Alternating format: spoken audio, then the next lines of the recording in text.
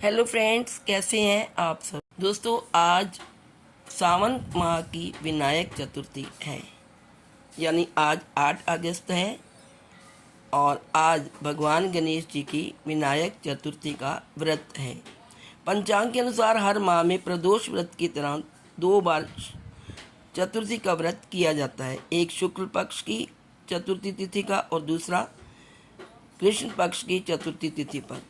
कृष्ण पक्ष की चतुर्थी को संकष्टी चतुर्थी कहा जाता है और शुक्ल पक्ष की चतुर्थी को विनायक चतुर्थी के नाम से जाना जाता है। दोनों चतुर्थी में भगवान गणेश जी की पूजा की जाती है। विनायक चतुर्थी भगवान गणेश जी को समर्पित है। इस दिन श्री गणेश जी की पूजा का विधान है। सावन विनायक चतुर्थी के दिन गणेश जी की पूजा करने से श्री गणेश जी की कृपा बनी रहती है और उनका आशीर्वाद प्राप्त होता है। साथ ही शुभ कार्यों की बाधाएं भी दूर हो जाती हैं। विनायक चतुर्थी व्रत में भगवान गणेश जी की कथा सुनने और पढ़ने का विशेष महत्व माना गया है। यदि आप व्रत नहीं कर सकते तो आप गणेश चतुर्थी व्रत की कथा जरूर सुनिए। कथा सुनने से ही जीवन के सभी कष्ट दूर हो जाते हैं। आइए जानते हैं विनायक चतुर्थी की व्रत कथा। पुरानी कथा के अनुसार एक बार भगवान शिव और जगत जननी माता पार्वती नर्मदा नदी के किनारे बैठकर चौपट खेल रहे थे। तभी प्रश्न ये उठा कि खेल में हार और जीत का फैसला कौन करेगा। इसका फैसला लेने के लिए भगवान शिव ने कुछ दिन के लिए और उसका एक पुतला बनाया और उसमें प्राण डाल दिए। इसके बाद भगवान शिव ने उस बालक से कहा कि हमारे इस चौपट के खेल में तुम्हें हार जीत का निर्णय करना है। चौपट का खेल 3 बार खेला गया और तीनों बार माता पार्वती जीत गई। लेकिन जब उस बालक से हार जीत का फैसला करने को कहा गया तो उसने माता पार्वती की बजाय भगवान शिव को विजयी बताया। तो माता पार्वती ने उसे श्राप दे दिया।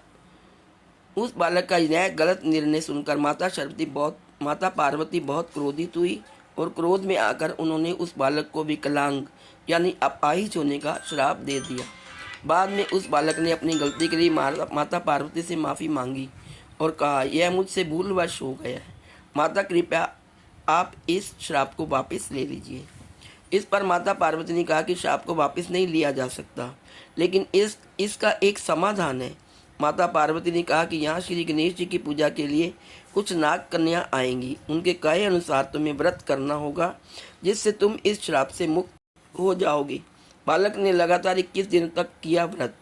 बालक कई वर्षों तक श्राप से पीड़ित रहा और कुछ समय बाद वहाँ नाग कन्याएं आईं।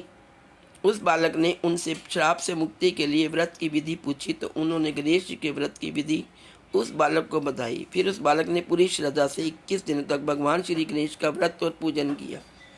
उस बालक की श्रद्धा देखकर भगवान गणेश प्रसन्न हुए और उस बालक से वरदान मांगने को कहा। बालक ने भगवान गणेश से प्रार्थना की और कहा कि हे विनायक, मुझे इतनी शक्ति दें कि मैं अपने पैरों से चलकर कैलाश पर्वत पर जा सकूं और इस श्राप से मुक्त हो जाऊं। भगवान गणेश ने बालक को आशीर्वाद दे दिया और अंतर्ध्यान हो गए। इस प्रकार बालक को मिली श्राप से मुक्ति। इसके बाद बालक ने कैलाश पर्वत पर भगवान महादेव को शाप मुक्त होने की कथा सुनाई।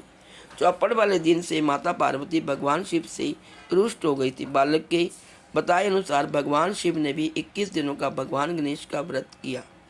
व्रत के प्रभाव से माता पार्वती महादेव से प्रसन्न हो गई।